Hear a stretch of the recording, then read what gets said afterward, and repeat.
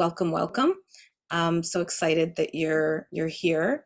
I am a licensed real estate salesperson. I'm also an artist as well. I do visual and performance art, and I love helping first-time property purchasers, whether it be for their homes or investment properties or industrial properties as well. It's just exciting to help make the dream of property ownership possible for people. So just to give you a little bit of an overview, this evening we're going to touch on just the general process. Everyone's situation is unique. Everyone is going to have their own situation when it comes to finances and resources, and no two people are going to have the exact same situation. So if you have specific questions, Michelle and I are certainly here, and we encourage you to type them in the chat so we can address them towards the end. But again, this is more of a general overview. Okay. Let's get to the next slide. Yeah. Sorry. Okay, let's try this one. There. Okay. So is property ownership for me? A lot of people who are not property owners are very, very frightened at the prospect of owning property. The entire process can feel very overwhelming. But not property ownership isn't for everyone. So it's important to really ask yourself some real, hard questions about where you see, your life going in the next few years, and what sort of responsibilities that you are thinking of taking on, or what you can take on. If you're someone that thinks you're going to be leaving town for 6 to 8 months for some sort of residency somewhere to do a large scale project, then maybe this isn't the best time to be embarking on, a search for a new property. You want to make sure that you have the time to look. You also need to be able to make sure that you will not be traveling during the crucial time. The entire process can take anywhere from, depending on what sort of property you're trying to get, anywhere from 2 weeks to 3 to 4 months to close. And there will be lots of things expected of you as a buyer during that time. So just to, make sure that your schedule is accommodating to that. And, that you are open to the commitment of what it means. I love this photo because this person is just so petrified of even, just getting out of bed. And, if you partner with the right professionals, and we'll talk a little bit about that in some of the slides coming up, you won't have anything to be concerned about. Your finances is another part. How much do you have to spend? Do you have other resources? Is there anyone in your life that can gift money to you? And this is something that you're going to be responsible for. Upkeep, it's very different from renting, where you have a landlord who handles all of the issues. But if you are up for it, there are some properties that require more maintenance than others. And again, we can always talk about that, and answer some questions for you there. That said, owning property is wonderful. First of all, you're gaining equity. All the money that you pay every month towards your mortgage and your taxes is actually a great investment. It's stability. It's a way for you to hedge against inflation. And it's a way to create generational wealth as well.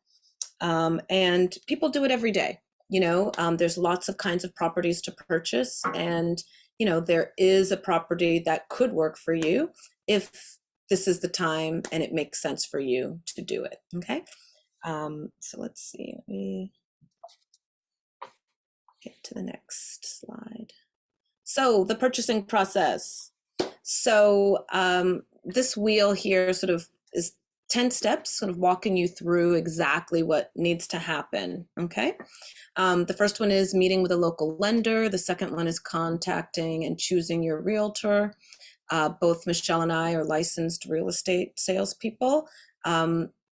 we can both handle property sales in New York. I can handle property sales in New Jersey.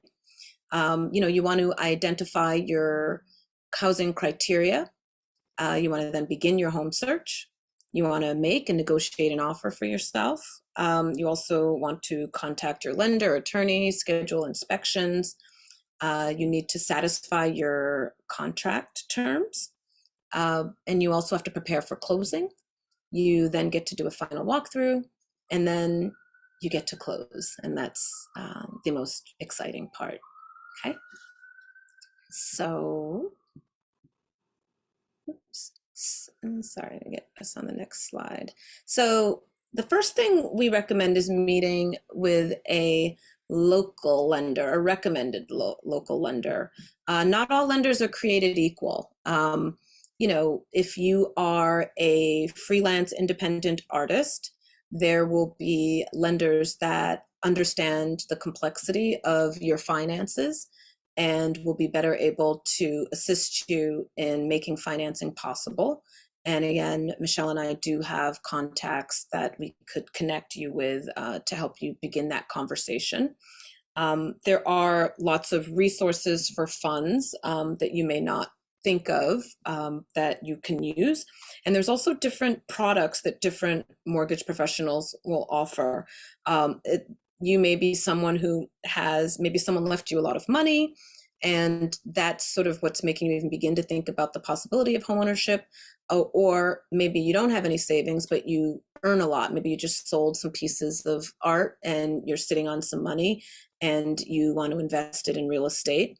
But you can sit with a mortgage person so they can let you know how to make the most of the funds that you have. And again, there are oftentimes for first-time buyers, there are grants available that you might qualify for. And you can also tap your 401k if you have that, or different retirement accounts can be used towards your down payment. And you can always buy with cash as well. That's always an option. But the challenge which artists tend to have is most artists are not, W-2 employees. If we're employees at all, we may be 1099 freelance workers, right? And a lot of the times, 1099 workers feel that homeownership is just not in the cards for them because there's no way a lender will loan the money because they can't show a consistent track record for their income. And that's actually not true. There are lots of different ways that you can make that happen. I also wanted to talk a little bit about the different kinds of places that you can go to. There's a difference in the way that credit unions approach loans for property. Your standard banks like your Chases and your Bank of Americas, and then your independent mortgage brokers, and then of course there are hard money lenders, and all of them have a different sort of stomach, if you will, for risk. I would say the most conservative of this list is going to be your credit unions. They tend to not be they tend to be the most rigid in when it comes to loaning money for properties. And there are lots of reasons for that. And the most lenient would be the other end of the spectrum, which would be hard money lenders. And the problem there, not a problem, but a challenge, is that you will pay a higher interest rate for those loans.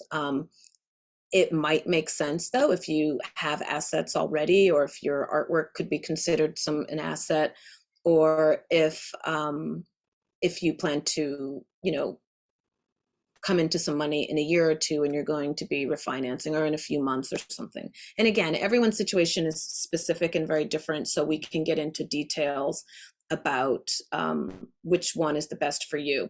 Mortgage brokers, which is interesting, they actually don't work for a brick and mortar bank. They work for independent companies. And what ends up happening is they will sit with you. They're actually some version of a freelancer themselves. They will sit with you, figure out the best mortgage product for you, and then they kind of package you, and your loan will ultimately be sold to one of the larger banks. And I recommend a lot of mortgage brokers for independent workers because they tend to understand our challenges as creative people, and they make a lot of magic happen.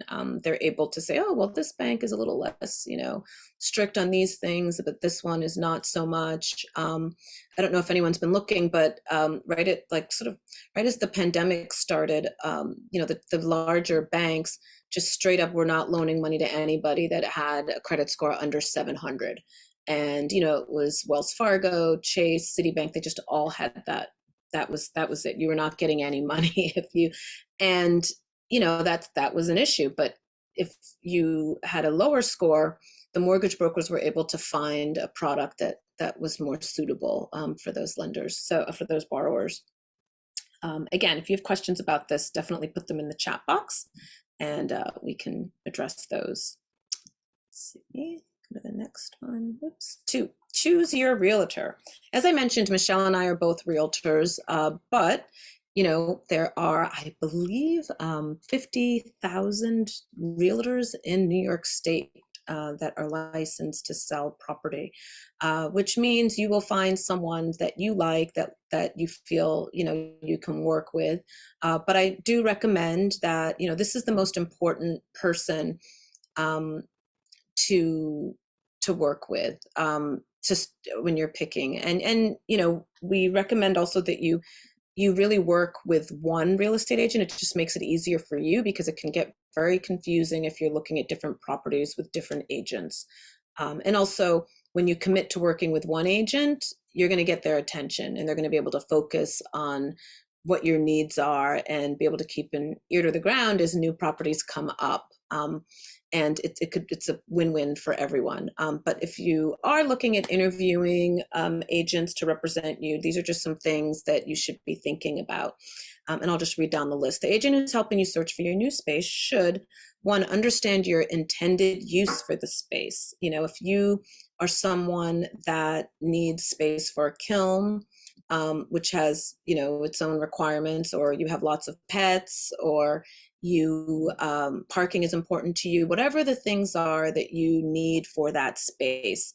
If you need a freight elevator, things like that, a loading dock, you want to make sure that your agent understands that, right? That you're clear, and that, these things are clear before you start running around and looking at places. All right. You also want to make sure your agent understands your budget. The point of you meeting with a mortgage person and talking about all the different funding resources that may be available to you is to understand what you're shopping for, what you can shop for. Nothing's more disappointing than looking at things that are out of your price range, and nobody wants that disappointment. So, you want someone who understands your budget and is really only showing you properties that make sense for your budget. Okay. You want someone that has knowledge of the property market in your area of interest. Again, if you're looking in New York City, primarily, you want to make sure that it's an agent that has closed a deal in New York City so they can really walk you through the process. It varies from different parts of New York State, the process of closing on a property. So you just want to make sure that it's someone that understands what's needed so that it's a smooth process for you, right? And also that they will remember, oh, this place sold for X amount of dollars, so this is a logical offer, or this was on the market 3 months ago and then it was off the market, now it's back on again. These are the kind of things that you want, your agent to be able to, to share this kind of information, to share with you. You also want to make sure that your real estate professional listens to your needs and hears your concerns and is a good communicator.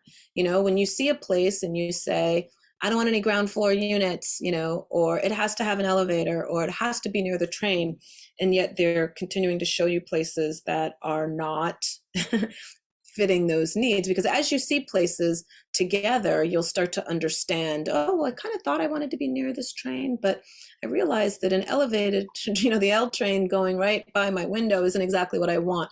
You want someone that hears that and understands, oh, okay, so noise is a factor. So we'll focus on places that, maybe are close, but maybe the other side of the building, that kind of thing. Because again, it's about, your time is valuable. their time is also valuable too. And also, as much as them being a good communicator, it's important that you communicate with them too. Okay. You want to make sure they have your best interest in mind when it comes to looking at property. I had one client once tell me that, and actually, it's so interesting. I met her at an open house, and she'd already seen a few places, and she said, I was working with this one agent, and he was only showing me his own listings, right? And I said, well, that's very limiting, that's not fair. And she's like, I kept telling him I want to see other places, and he kept saying bad things about other properties and kept trying to steer me towards the properties that he had in his stable. Well, that's unethical, right? And I'll talk a little bit about that. The way that agents get paid is that the seller usually pays our commission, right? When you put in an offer on a home, let's say the place is $100,000. I'm just a round number. The listing agent would have already negotiated with the seller how much the buyer's agent is going to get. All right. And sometimes what can happen is the listing agent will get both sides of the deal if they bring their seller the buyer, right? So this goes back to making sure they have, that they're, keeping your best interest in mind. If they're representing the seller already, you just want to make sure that you can trust that this person is also going to be representing your interests fairly as well.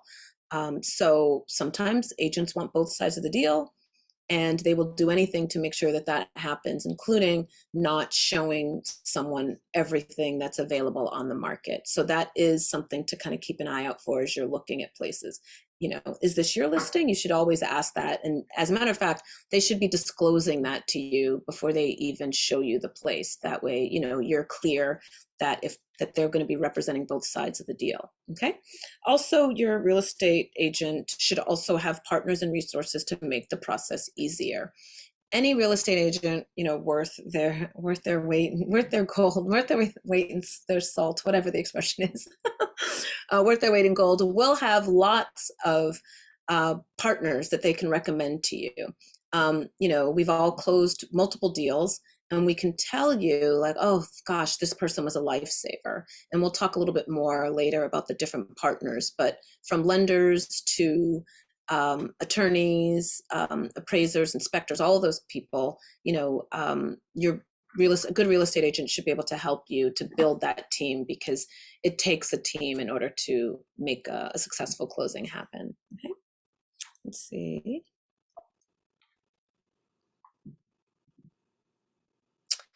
So the next step is identifying your property criteria and beginning your search. That's the fourth step. So identifying your property criteria, again, it all boils down to time, right? You really don't want to waste time looking at properties that don't make sense for you. And you want to, it's a partnership. You and your agent have to both figure out, what works for you.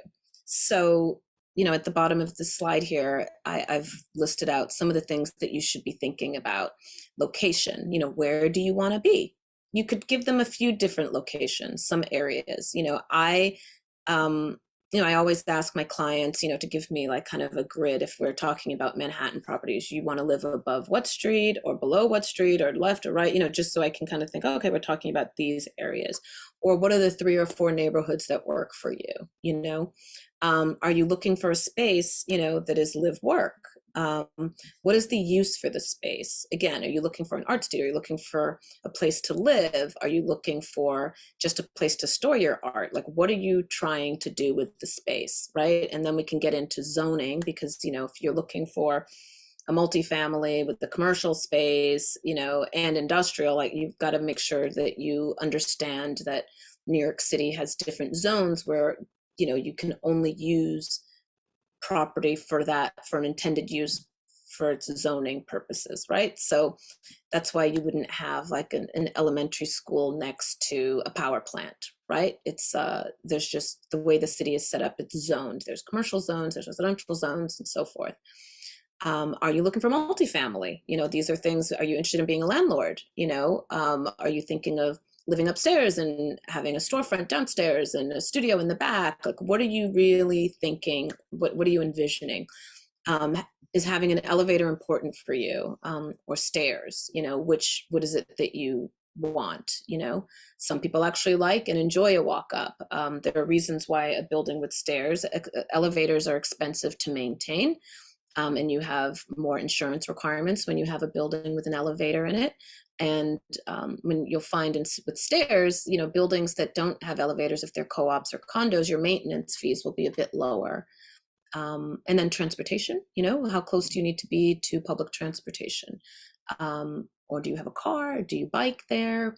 What is it that you need? And there's a lot of other things to think about too. Some people are concerned about schools, being near a particular school. All of these things are things that you want to identify before you begin your search. And to begin your search, I can't impress upon you enough how important it is to make the time. Both Michele and I are full-time real estate agents. Not all real estate agents are full-time, which means they will be able to show you places when they're free. So we understand with our clients that things come up and they get busy.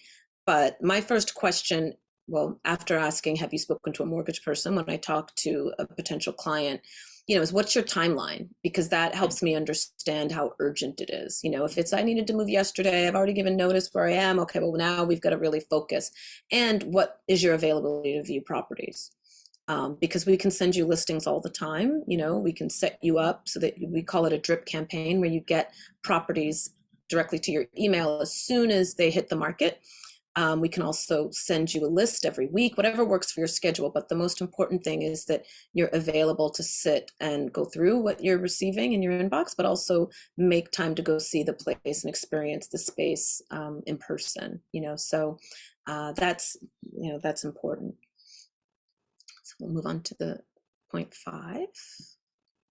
Okay, so once we've started searching and found the place that you love, we will make an offer and negotiate that offer for you, right? So I selected this slide from Houseit. I think it's great because it kind of explains a little bit about what happens during the making an offer process, right, of purchasing a property.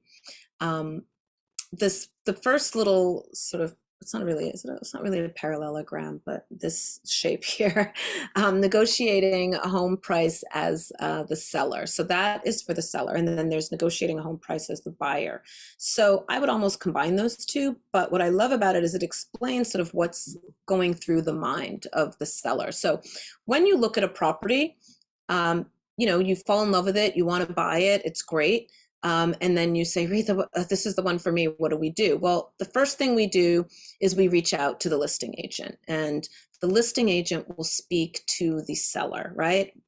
Buyer's agents will work with buyers, listing agents will work with the seller. And just so you know, buying agents and listing agents we kind of share those hats. Sometimes I'm a listing agent, other times I'm a buyer's agent, and I have had the luxury of being on both sides of the deal as well, which is called a dual agent. Okay. So when you are, after you've identified a property and we, as your agent, reach out to the prospective seller, we want to find out what the seller's situation is. Do they have to move? The best situations are, well, they accepted a job offer in another state, they have to move quickly. Well, that's great because, they're looking for an offer, but they're really looking to close as quickly as possible. We love those kinds of deals, right? The other kinds are, they're just looking for the best offer, and they have a number that they want. And if you don't put in your offer anywhere near that number, then your offer won't get accepted. What I do think it's important to point out is that the possibility of negotiating on the behalf of the buyer and the strength of that is based on what's happening in the market. Right now, we are in a strong seller's market, and anyone that's been looking at properties knows that, properties haven't been lingering on the market for very long. They've been moving pretty quickly. Interest rates are low, which means there's a lot of people that are buying properties now that normally wouldn't be looking at buying because they're comparing their mortgages to what they pay in rent each month, and they're thinking, "Oh, I could own for this amount." So there's a lot of competition for buyers right now. So once again, making sure that you're as prepared as possible when you start looking will ensure that you have a better chance of getting your offer accepted. So when we're negotiating for you, we need to figure out where the seller is, what the seller's needs are, and trying to meet them there. And in a market where it's a buyer's market, that's when you can come in and say, "Hey, I love this house, but I don't like the front door, and if you could change the railing going in, or are you guys going to kind of reseal the flooring for my space?" Or you can kind of put those demands. But this market, not so much, right? So the negotiating here in this particular market, because we are still in a seller's market, would be more around the terms of the deal. So how soon you can close. And our job as agents is just to make you look like the best buyer on the planet. And the best buyer on the planet is the person that gets to the closing table as quickly as possible. And I've really made all of my clients in the past year or so understand that we may get into a bidding war. That can happen, where there are other people that want the property too, and the seller is like, "Well, you guys are good, but those guys are offering me a little more." And what's interesting is it's not always money that is what makes the seller, excuse me, more amenable to a particular offer. Sometimes it's the terms. It could be that the seller hasn't found a new house yet, and they want the opportunity to have an extra month or two to look. So maybe they're not ready to close as quickly as possible. It could be that you're waiving your inspection. That's great, because that means they're not going to care that I haven't renovated the basement of this space. So great. They don't care that there's an old water heater. Great. So sometimes it's not always about the price. It helps, money helps, but it isn't always about the price. So we would submit your offer after talking to the listing agent and getting a handle on how many other offers are out there, if any, and what the seller's really looking for. And, we figure out what we can, what our offer should look like. And then we submit the offer in writing. Okay. And the process is a little bit different for New York and New Jersey, in terms of what the offer actually looks like. However, you always need to submit a pre-approval with your offer, or show proof of funds, which if you're paying in cash, they want to be able to see bank statements or something. And of course, you would mark out your critical banking information from those documents before submitting them. But the idea would be to try to make the seller understand just that you're a rock solid buyer. You have the money. A bank has already approved to loan you that money. You can afford it.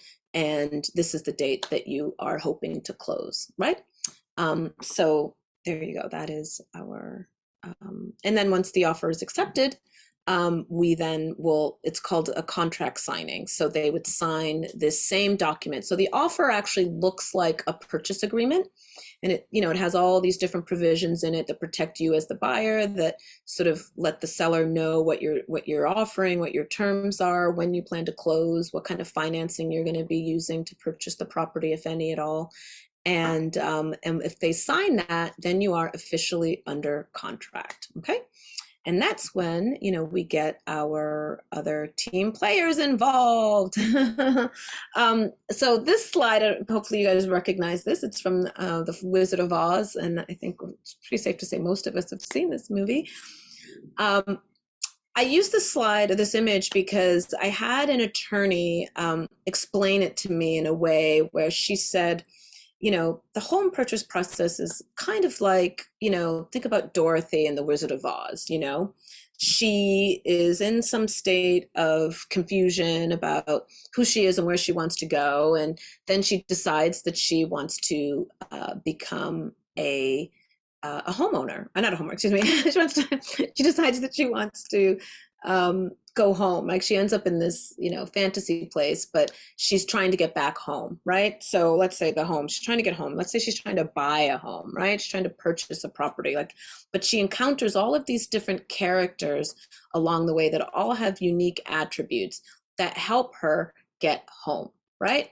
So think about your purchase process in the same way, right? So you have, the first person is your attorney. Your attorney is the person who is going to look at that contract that we signed with the seller, and they're going to look at it and say, wait a minute, we want to give you some days. We're going to add another 3 days for you to get your inspection because there's a holiday in there. So he's going to mock up something, and he's going to give you all of these protections, right?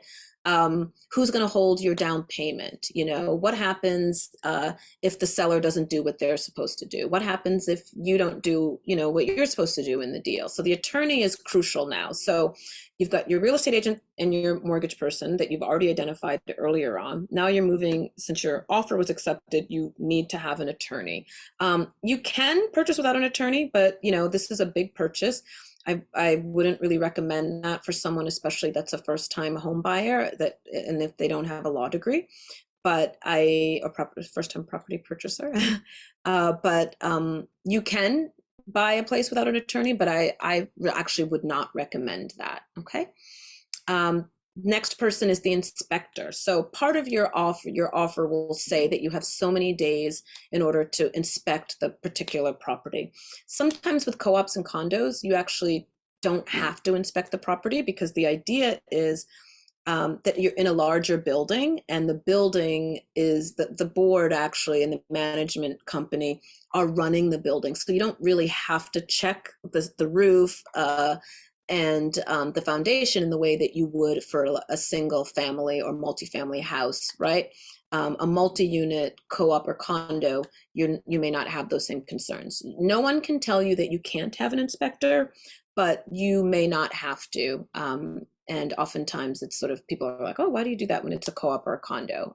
But it's something that it is a person. So let's talk about not co-op and condos. So your inspector comes, they're going to look at the place, and they're going to do a visual inspection and see what the condition of the roof is, what's happening with the plumbing in the building, is the electrical upgraded, all kinds of things, and he'll walk the entire property, depending on the size of the property, but a normal single family home, it should probably take about an hour and a half. Larger properties could take a little bit longer. But they're checking the walls, they're checking the heating system, if there's air conditioning, they're checking all of those things just so that you have a better idea of what you're actually purchasing, right? Once they're done, actually, I wouldn't say once they're done. What's happening in tandem is that the appraiser is being ordered by the bank as well. And that's to make sure that the place that you are purchasing is actually worth the money that you're trying to borrow, right? Because the way to better think about that is, of course, you're trying to purchase property, but if a bank is loaning you money, the reality is they're purchasing the property and you're buying it back in increments every month with your payment, right? So the appraiser is brought in to say, well, this is how much the property is worth. And there are situations where your property could appraise for less than your offer. And there are times when your property will appraise for exactly your offer. And then there are times when your property will appraise for way more than your offer. We like those situations, right? Because it tells you that you're getting a great deal. The appraiser, he's looking at the property and counting how many rooms, how many bathrooms, the square footage, if there's a yard, just the entire lot size. And he's also looking at what other properties in the neighborhood, or what comparable, we say comps for short, comparable properties are selling for in the have sold for in the neighborhood that you're looking. And once he's done that, he figures out how much your place is actually worth, right? So if they're trying to sell you a home for 500,000 or a building for 500,000, but the two on either side have only sold for 100,000, that would need to be a stellar $500,000 building in order for the bank to say, okay, yeah, it's worth that, right? Just to give you a sense. You also have the title company, and this is the role that confuses a lot of people. They have no idea what the title company does, but they are an integral partner in all of this. They are the people that actually make sure that the seller actually owns that property and is able to sell it to you, right? If the seller was at a bar 3 months earlier and lost a pool game and scribbled on a napkin, well, you can have the house now. You don't want someone knocking on your door 3 months after you've closed saying, well, this is actually my house. Billy Bob actually, look on this napkin, he wrote it to me 3 months before you closed, so it's my house. So you really want to protect yourself. So the title company offers title insurance, and they are rummaging through files, making sure there were no liens, making sure that the seller didn't borrow against the property, and basically letting you know that from the date that the seller bought it to the date that you're purchasing it, that you are completely covered, right? And if there are any hiccups with the title, they will let you know. The other thing that the title company does, they're also called a settlement. This is the settlement arm of what they do. They also tend to handle the closings. So they are the clearinghouse for all the money. So they will hold on to the checks. They will access the escrow accounts to make sure that your down payment is put towards the final purchase, all of those things, because those are all things that are held in different accounts. So they're think of them as the clearinghouse for the money for the deal. Okay. And in some states, it runs a little bit differently because an attorney could do some of that work also.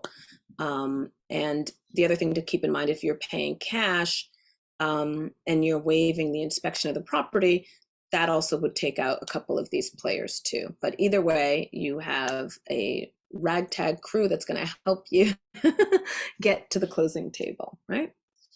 Okay, let's get to the next slide.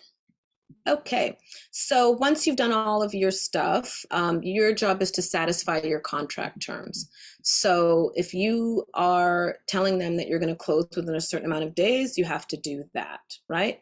If I put this word cloud, I pulled this together because it just mentions a lot of different things. You've done your inspection, right?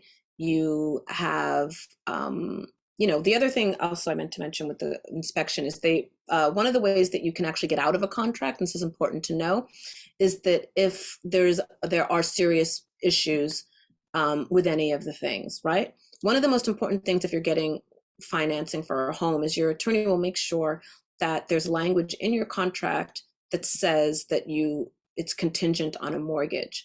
That means if the bank says the house isn't worth as much, or your inspection comes back with some serious problems, you can back out of the contract and you do not have to buy the home, and you will get your down payment back, or your deposit, your deposit for the purchase.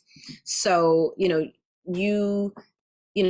that original contract that you had with the seller where you're signing saying you're going to buy the house for X amount of dollars and hopefully close by X amount of date, until the closing date, both of you are working and doing things to make sure that the purchase happens.